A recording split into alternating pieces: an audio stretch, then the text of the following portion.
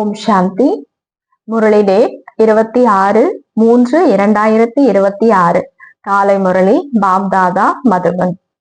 இன்னைக்கு பாபா முரளியில சொல்றாங்க, இனிமையான குழந்தைகளே, தீய நட்பிலிருந்து தற்காத்து கொண்டு படிப்பின் மீது முழு கவனம் கொடுத்தீர்கள் என்றால் எந்த புயலும் வர முடியாது. மற்றபடி மாயையை குற்றம் சொல்லாதீர்கள். கேள்வி: எந்த ஒரு விஷயத்தை எப்போதும் கவனத்தில் வைத்தீர்கள் என்றால் துக்கம் தூர விலகி போய்விடும். பதில்: பாபா உங்களுடைய கட்டளை இது என்று எப்பொழுதும் பாபாவின் கட்டளைப்படி நடந்து கொண்டே இருந்தீர்கள் என்றால் உங்களுடைய துக்கம் தூரமாக விலகி போய்விடும். கட்டளைப்படி நடக்கக்கூடியவர்கள் மாயையின் யுத்தத்திலிருந்து தப்பித்து விடுகிறார்கள். புத்தியின் பூட்டு திறந்து கொள்கிறது. அளவற்ற குஷி இருக்கிறது. தலைகீழான கர்மம் எதுவும் நடப்பதில்லை. பாட்டு: உங்களை அடைந்த நாங்கள் உலகத்தையே அடைந்தோம். ஓம் சாந்தி. இனிமையிலும் இனிமையான அனைத்து சென்டர்களைச் சேர்ந்த குழந்தைகளும் பாட்டை கேட்டீர்கள். எல்லையற்ற தந்தையிடமிருந்து மீண்டும் 5000 ஆண்டுகளுக்கு முன்பு போலவே நாம் உலகத்தின் ராஜ்யத்தை அடைந்து கொண்டிருக்கிறோம் என்பதை நீங்கள் தெரிந்துள்ளீர்கள். கல்பம் கல்பமாக அடைந்து வந்துள்ளோம். ராஜ்யத்தை அடைகிறோம், பிறகு இழக்கிறோம். இப்பொழுது நாம் எல்லையற்ற தந்தையின் மடியை அடைந்துள்ளோம் அல்லது அவருடைய குழந்தைகளாக ஆகியுள்ளோம் என்பதை குழந்தைகள் தெரிந்துள்ளீர்கள். அது சரியும் கூட. வீட்டில் இருந்து கொண்டே முயற்சி செய்கிறார்கள். எல்லையற்ற தந்தையிடமிருந்து உயர்ந்த பதவி அடைவதற்காக படிப்பு நடந்து கொண்டிருக்கிறது. ஞானக்கடல் தூய்மையற்றவர்களை தூய்மை ஆக்குபவர்கள், அனைவருக்கும் சத்கதியை வழங்கும் வள்ளல் ஷூபாபா தான் நம்முடைய தந்தையாகவும் இருக்கிறார், டீச்சராகவும் இருக்கிறார் மற்றும் சத்குருவாகவும் இருக்கிறார் என்பதை நீங்கள் இப்பொழுது தெரிந்திருக்கிறீர்கள். நம்மளுடைய அப்பா எப்படிப்பட்டவர் அப்படிங்கறத இப்ப நீங்க புரிஞ்சுக்கிட்டீங்க. நாம் அவரிடமிருந்து ஆஸ்தி அடைகிறோம் என்றால் உயர்ந்த பதவி அடைவதற்காக எவ்வளவு முயற்சி செய்ய வேண்டும். அப்படிப்பட்ட உயர்ந்த தந்தை கிட்ட இருந்து எவ்வளவு உயர்ந்த ஆஸ்தியை நம்ம அடையிறோம் அப்படின்னா முயற்சி எப்படி செய்யணும்? அஞ்ஞான காலத்தில் கூட பள்ளியில் படிக்கிறார்கள் என்றால், ஸ்கூல்ல மாணவர்கள் படிக்கிறாங்க அப்படின்னா அவர்களுடைய படிப்புக்கேற்றவாறு வரிசை கிரமமான மதிப்பெண்களோடு தேர்ச்சி பெறுகிறார்கள். அங்கே மாயை எங்களுக்கு தடை ஏற்படுத்துகிறது அல்லது புயல் வருகிறது என்று யாரும் சொல்ல மாட்டார்கள். சரியாக படிப்பதில்லை அல்லது கெட்ட சகவாசத்தில் சென்று மாட்டிக்கொள்கிறார்கள், விளையாட்டில் ஈடுபட்டு விடுகிறார்கள், ஆகையினால் படிப்பதில்லை அப்படின்னு தான் அங்க சொல்லுவாங்க. தேர்வில் தோற்று விடுகிறார்கள், அதனாலதான் இவங்க தேர்வுல தோல்வி அடைஞ்சிட்டாங்க, மாயா வந்துருச்சு அப்படின்னு அங்க சொல்ல மாட்டாங்க. மற்றபடி இதை மாயையின் புயல் என்று சொல்ல முடியாது. நடத்தை சரியாக இல்லை என்றால் டீச்சர் கூட இவருடைய நடத்தை சரியில்லை என்று சான்றிதழ் அளிப்பார்கள். கெட்ட சகவாசத்தில் கெட்டுவிட்டார்கள், இதில் மாயை ராவணன் குற்றவாளி ஆக்குவதற்கான விஷயம் இல்லை. கெட்ட சகவாசத்துல நம்ம போய் கெட்டுட்டோம் அப்படிங்கிறதுக்காக மாயா வந்ததுனாலதான் இப்படி ஆயிட்டேன், மாயா வந்ததுனாலதான் ராவணனாலதான் அப்படின்னு சொல்லி நம்ம சொல்ல முடியாது. பெரிய பெரிய நல்ல மனிதர்களின் குழந்தைகள் சிலர் நன்கு உயர்ந்து விடுகிறார்கள், சிலர் சாராயம் போன்றவற்றை குடிக்க ஆரம்பித்து விடுகிறார்கள், தீய வழியின் பக்கம் சென்று விடுகிறார்கள் என்றால் தந்தையும் கெட்டுவிட்டான் என்று சொல்கிறார்கள். அந்த படிப்பில் நிறைய பாடங்கள் இருக்கின்றன. இது ஒரே விதமான படிப்பாகும். அந்த ஸ்கூல்ல படிப்புல நிறைய பாடம் இருக்கு. ஆனா இங்க நமக்கு தந்தை ஒரே ஒரு படிப்பை தான் சொல்லி கொடுக்கிறாரு. அங்கே மனிதர்கள் கற்பிக்கிறார்கள், இங்கே நமக்கு பகவான் கற்பிக்கின்றார் என்று குழந்தைகள் தெரிந்துள்ளார்கள். நாம் நல்ல விதத்தில் படித்தோம் என்றால் உலகத்திற்கு எஜமானர்கள் ஆகலாம். நிறைய குழந்தைகள் இருக்கிறார்கள், கெட்ட சகவாசத்தில் படிக்க முடிவதில்லை. இதனை ஏன் மாயையின் புயல் என்று சொல்ல வேண்டும்? கெட்ட சகவாசத்துல நம்ம படிக்காம இருக்கிறதுக்கு மாயா வந்ததுனாலதான் இவங்க இப்படி ஆயிட்டாங்க, மாயா வந்ததுனாலதான் நான் இப்படி இருக்கிறேன் அப்படின்னு நீங்க மாயாவை ஏன் குறை சொல்றீங்கிறார் பாபா. கெட்ட சகவாசத்தால் சிலர் படிப்பதில்லை என்றால் இதில் மாயை அல்லது டீச்சர் அல்லது தந்தை என்ன செய்வார்கள்? படிக்க முடியவில்லை என்றால் தன்னுடைய வீட்டிற்கு சென்று விடுகிறார்கள். நாடகத்தின் படி முதலில் பட்டியில் அமர வேண்டியிருந்தது. நாடகத்துல ஆரம்பத்துல 400 பேர் 14 வருஷம் பட்டி பண்ணாங்க இல்லையா, நாடகத்துல அது அமைக்கப்பட்டிருந்தது. சிலர் சமர்ப்பணமானார்கள். சிலரை கணவன் அடித்தார், துன்புறுத்தினார் என்றால் சிலருக்கு வைராக்கியம் வந்துவிட்டது. வீட்டில் இருக்க முடியாமல் சிலர் இங்கே வந்துவிட்ட பிறகும் கூட திரும்பி சென்று விட்டார்கள். படிக்க முடிவதில்லை என்றால் சென்று வேலை போன்றவற்றில் சேர்ந்து விட்டார்கள். இங்க சரியா இருக்க முடியல, சரியா படிக்க முடியல அப்படிங்கிறதுக்காக என்ன பண்ணிடுறாங்க, போய் ஏதோ வேலையில போய் சேர்ந்துடுறாங்க. இல்லைன்னா திருமணமும் செஞ்சுட்டு போயிடுறாங்க. மாயையின் புயலால் படிக்க முடியவில்லை என்பதெல்லாம் ஒரு சாக்கு போகாகும். இவங்க மாயா வந்துருச்சு அதனால இப்படி போயிட்டாங்க அப்படிங்கறதெல்லாம் கிடையாது. கெட்ட சகவாசத்தினால் இது நடந்தது என்பதை புரிந்து கொள்வதில்லை. நம்ம கெட்ட சகவாசத்துல போய் சேர்த்துட்டோம், சேர்க்கை சரியில்லை, அதனாலதான் நம்ம படிக்கல அப்படிங்கறத புரிந்து கொள்றது இல்ல. மாயா வந்துருச்சு அப்படின்னு மட்டும் நீங்க சொல்றீங்க அப்படிங்கிறாரு. மேலும் நம்மிடத்தில் விகாரம் அதிகம் இருந்தது என்பதை புரிந்து கொள்வதில்லை. மாயையின் புயல் வந்தது, ஆகையினால்தான் விழுந்து விட்டேன் என்று ஏன் சொல்கிறீர்கள்? இது தங்கள் ஆதரவில் தான் ஆதரிக்கப்பட்டிருக்கிறது. மாயா வருது அப்படின்னா கூட அது உங்களாலதான் வருது. எல்லாமே நீங்க தான் காரணம். மாயா வந்துருச்சு அதனால என்னால படிக்க முடியல அப்படிலாம் காரணம் சொல்ல முடியாதுங்கிறார். தந்தை, டீச்சர், சத்குருவின் மூலம் என்ன அறிவுரை கிடைக்கிறதோ அதன்படி நடக்க வேண்டும். அதன்படி நடந்து கொள்வதில்லை என்றால் ஏதாவது கெட்ட சகவாசம் இருக்கலாம். அப்பா சொல்லி கொடுக்கிற வழிப்படி நடக்கல, டீச்சர் சொல்லி கொடுக்கக்கூடிய வழிப்படி நடக்கல அப்படின்னா கண்டிப்பா நீங்க ஏதோ கெட்ட சகவாசத்துல மாட்டிக்கிட்டு இருக்கீங்க அப்படின்னு சொல்றாரு. அல்லது காமத்தின் போதை அல்லது தேக அபிமானத்தின் போதையாக இருக்கும். நாம் எல்லையற்ற தந்தையிடமிருந்து உலக ராஜ்யத்தை அடைவதற்காக படித்து கொண்டிருக்கிறோம். நம்மளுடைய படிப்பு சாதாரணமான படிப்பும் கிடையாது. உலக ராஜ்யத்தை அடையக்கூடிய படிப்பை நம்ம இப்ப படிச்சுட்டு இருக்கிறோம் அப்படிங்கறத நீங்க எல்லாருமே தெரிஞ்சிருக்கீங்க. அனைத்து சென்டர்களை சேர்ந்தவர்களுக்கும் தெரிந்துள்ளார்கள். எல்லா சென்டர்ல இருக்கக்கூடிய எல்லா பாபா குழந்தைகளுக்கும் தெரியும் நம்ம எப்படிப்பட்ட படிப்பு படிக்கிறோம், இந்த படிப்புனால என்ன அடைய போறோம் அப்படிங்கிறது. நம்பிக்கை இல்லை என்றால் இங்கே ஏன் அமர்ந்துள்ளீர்கள்? இன்னும் நிறைய ஆசிரமங்கள் இருக்கின்றனவே, ஆனால் அங்கே எந்த பலனும் இல்லை, குறிக்கோளே இல்லை. அவை அனைத்தும் சிறு சிறு மடங்கள், கிளைகளாகும். மரம் மலரதான் வேண்டும். இங்கே இவை அனைத்திற்கும் தொடர்பு இருக்கிறது. இனிமையான தெய்வீக மரத்தை சேர்ந்தவர்கள் யாரு இருப்பார்களோ அவர்கள் வருவார்கள். யார் இந்த தேவி தேவதா தர்மத்தை சேர்ந்தவர்களோ கண்டிப்பா அவங்க வந்துடுவாங்க. அனைத்திலும் இனிமையானவர்களாக யாரு இருப்பார்கள்? யாரு சத்தேவத்தில் மகாராஜா மகாராணியாக ஆகிறார்களோ அவர்களே ஆவார். யாரு ரொம்ப இனிமையானவங்களா மாறுவாங்க இருப்பாங்க அப்படின்னா, யாரு சத்தியுகத்துல மகாராஜா மகாராணி ஆக போறாங்களோ அவங்க ரொம்ப இனிமையானவங்களா இருப்பாங்க. யார் முதல் நம்பரில் வருகிறார்களோ அவர்கள் கண்டிப்பாக படிப்பை நன்றாக படித்திருப்பார்கள். அதனாலதானே அவங்க ஃபர்ஸ்ட் நம்பர்ல வராங்க என்பதையும் இப்பொழுது நீங்கள் புரிந்து கொள்கிறீர்கள். அவர்கள்தான் சூரிய வம்சத்தில் சென்றார்கள். குடும்ப விவகாரங்களில் இருந்து கொண்டே சமர்ப்பண வாழ்க்கை வாழ்பவர்களாகவும் இருக்கிறார்கள். குடும்பத்துல இருந்துகிட்டே சமர்ப்பண வாழ்க்கையில இருக்கக்கூடியவர்கள் மாதிரியும் இருக்கிறாங்க. குடும்பத்துல இருந்துகிட்டே அந்த மாதிரி இருக்காங்க. நிறைய சேவை செய்து கொண்டிருக்கிறார்கள். வித்தியாசம் இருக்கிறது அல்லவா? இங்கேயும் இருக்கிறார்கள், ஆனால் படிப்பிக்க முடியவில்லை என்றால் மற்ற சேவைகளில் ஈடுபடுகிறார்கள். கடைசியில் சிறிய ராஜ்ய பதவியை அடைந்து விடுவார்கள். வெளியில் குடும்ப விவகாரங்களில் இருப்பவர்கள் படிப்பிப்பதில் மிகவும் கூர்மையானவர்களாக இருக்கிறார்கள். அனைவரும் குடும்பஸ்தர்கள் கிடையாது. கன்னியர்களை அல்லது குமாரர்களை குடும்பஸ்தர்கள் என்று சொல்ல முடியாது. மேலும் யார் வானப்பிரஸ்திகளாக இருக்கிறார்களோ அவர்கள் 60 வயதிற்கு பிறகு அனைத்தையும் குழந்தைகளுக்கு கொடுத்து விட்டு சென்று சாதுக்களோடு இருந்து விடுகிறார்கள். சாது சன்னியாசிகளோட போய் தன்னுடைய வாழ்க்கைய வாழ்ந்துட்டு இருக்கிறாங்க. இன்றைக்கு தமோ பிரதானமாக இருக்கின்ற காரணத்தால் இறக்கும் வரை கூட தொழில் போன்றவற்றை விடுவதில்லை. முன்பெல்லாம் 60 வயதில் வானப்பிரஸ்தலைக்கு சென்று விடுவார்கள். அதாவது பனாரஸ் என்று இருந்தார்கள். இந்த மாதிரி குருகுலங்களுக்கு பனாரஸ் இந்த மாதிரி இடங்களுக்கு போய் அவங்க இருந்தாங்க.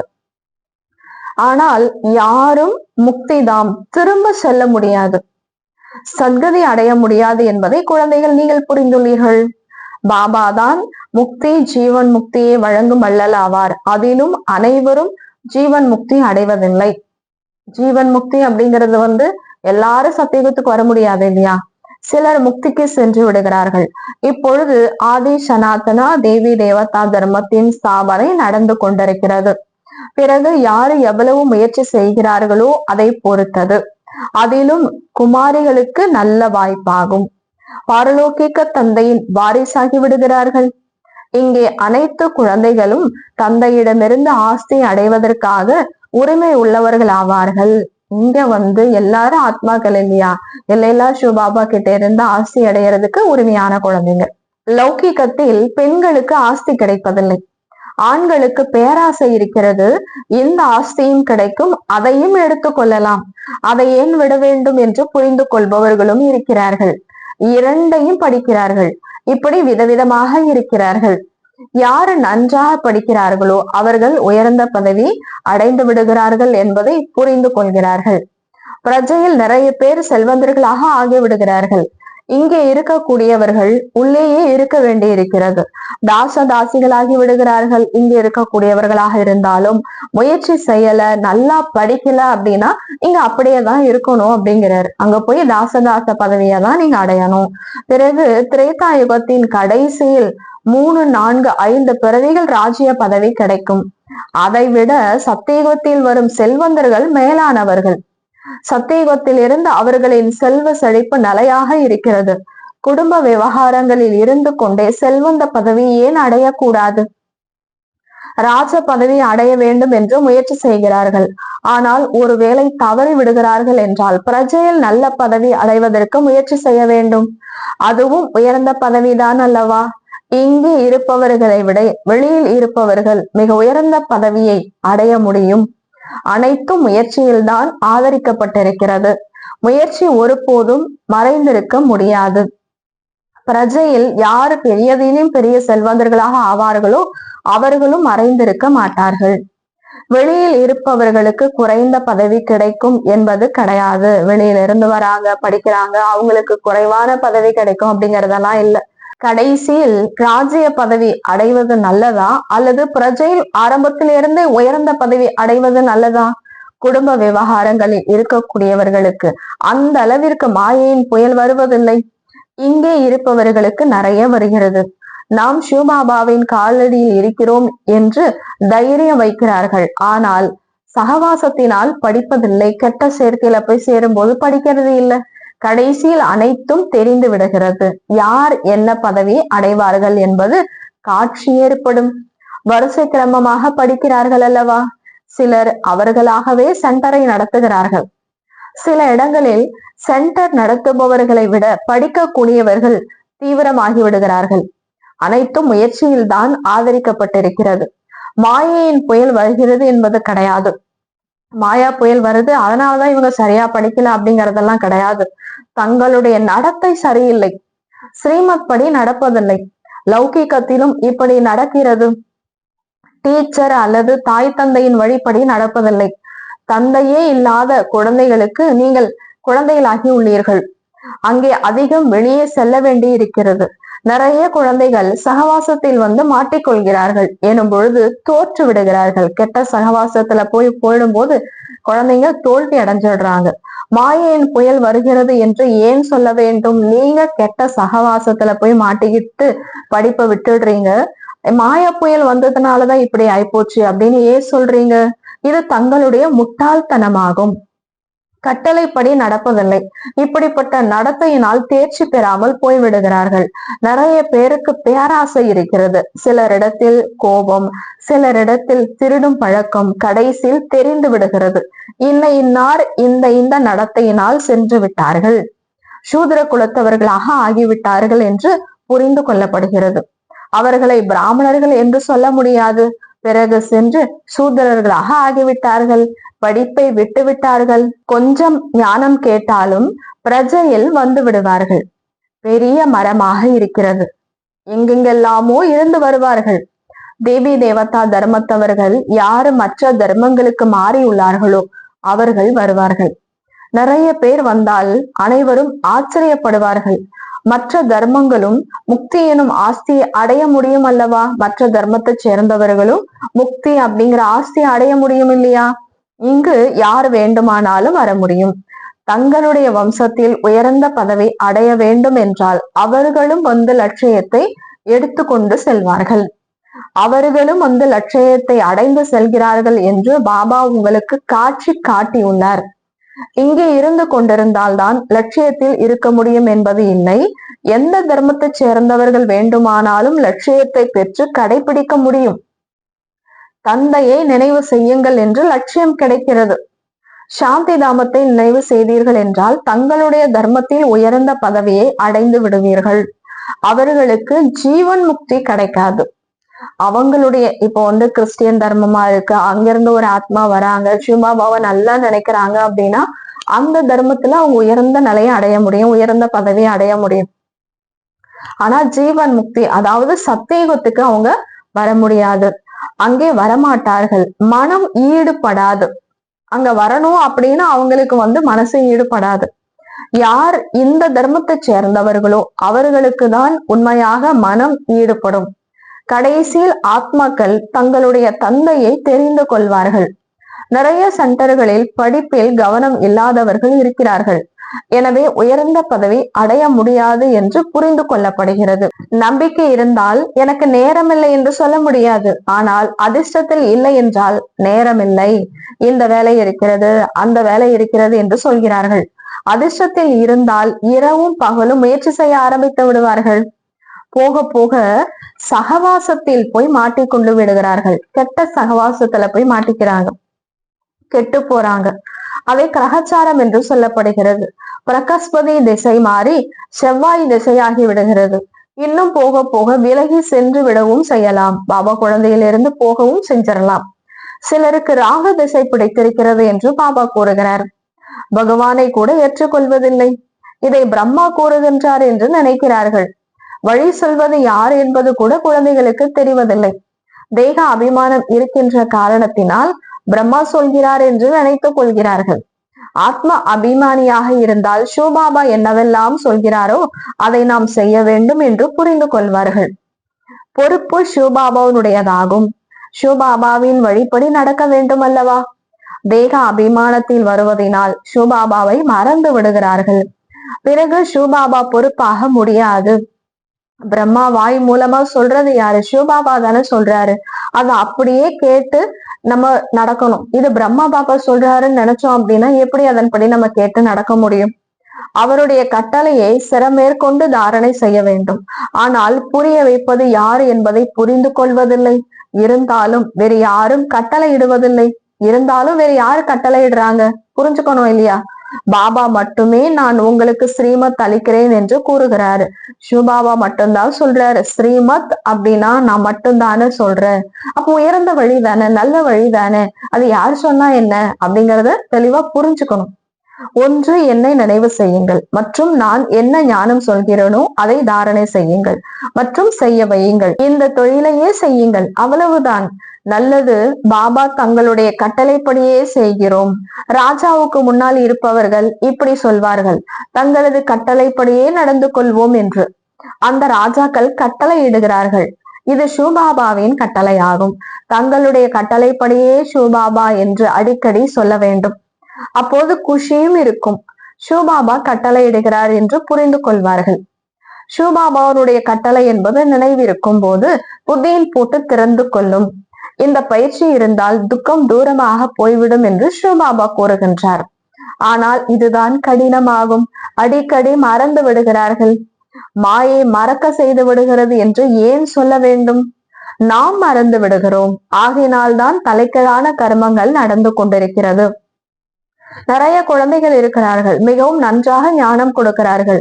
ஆனால் விக்கிரமங்கள் விநாசம் ஆவதற்கு தந்தையே நினைப்பதில்லை. இப்படி நிறைய நல்ல நல்ல குழந்தைகள் இருக்கிறார்கள். நினைவு முற்றிலும் இல்லை. நடத்தையின் மூலம் புரிந்து கொள்ளப்படுகிறது.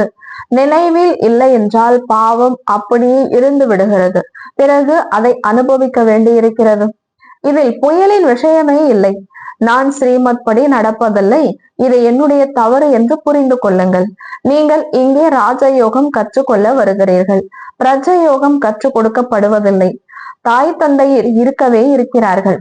அவர்களை பின்பற்றினீர்கள் என்றால் நீங்கள் சிம்மாசனதாரிகளாக ஆவீர்கள். மம்மா பாபா இருக்காங்க, அவங்கள ஃபாலோ பண்ணுங்க. இவருக்கு பிரம்மாவிற்கு உறுதி செய்யப்பட்டுள்ளது, இவர்தான் நாராயணன் அப்படின்னு உறுதியாக பாபா சொல்லிட்டாரு. இவர்கள் லட்சுமி நாராயணனாக ஆகிறார்கள் என்றால் தாய் தந்தையரை பின்பற்றுங்கள். மம்மா பாபா தான் லட்சுமி நாராயணர் ஆக போறாங்க அப்படின்னு உறுதியாவே சிவபாபா சொல்லிட்டாரு இல்லையா? அவங்கள ஃபாலோ பண்ணலாமே. மற்ற தர்மத்தவர்கள் தாய் தந்தையை பின்பற்றுவதில்லை. அவங்க ஏன் சத்தியகத்துக்கு வர்றதில்லை மற்ற தர்மத்தை சேர்ந்தவர்கள் அப்படின்னா, மம்மா பாபாவை அவங்க என்ன பண்ண மாட்டாங்க, ஃபாலோ பண்ண மாட்டாங்க. அவர்கள் தந்தையை தான் ஏற்றுக்கொள்கிறார்கள். அவங்க அப்பாவை மட்டும்தான் ஏத்துக்கிறாங்க. இங்கே இருவரும் இருக்கிறார்கள். இறைவன் படைப்பவர் ஆவார். தாயை பற்றி விஷயம் மறைமுகமான ரகசியமாகும். தாய் தந்தையர் கற்பித்துக் கொண்டே இருக்கிறார்கள். இப்படி செய்யாதீர்கள், இதை செய்யுங்கள் என்று புரிய வைக்கிறார்கள். டீச்சர் எந்த ஒரு தண்டனை அளித்தாலும் பள்ளியில் தான் கொடுப்பார் அல்லவா? என்னை அவமானப்படுத்தாதீர்கள் என்று குழந்தை சொல்லுமா என்ன? தந்தை 5-6 குழந்தைகளுக்கு முன்னால் அறை கொடுப்பார். 5-6 குழந்தைங்களுக்கு முன்னாடி அடிப்பாங்க. 5-6 பேருக்கு முன்னால் என்னை அறைந்தீர்கள், என்னை அடிச்சிட்டீங்க அப்படின்னு குழந்தை கேட்குமா என்ன? இங்கே குழந்தைகளுக்கு ஆன்மீக கல்வி கற்பிக்கப்படுகிறது. இருந்தாலும் அதன்படி நடக்க முடியவில்லை என்றால் பரவாயில்லை, குடும்ப விவகாரங்களில் இருந்து கொண்டு முயற்சி செய்யுங்கள். இங்கே இருந்து கொண்டு டிஸ்சர்வீஸ் செய்தீர்கள் என்றால் கொஞ்ச நஞ்சம் என்ன இருக்குமோ அதுவும் முடிந்துவிடும். படிக்க வேண்டாம் என்றால் விட்டு விடுங்கள். எங்களால் நடக்க முடியாது என்று விட்டு விடுங்கள். ஏன் நிந்தனை செய்ய வேண்டும்?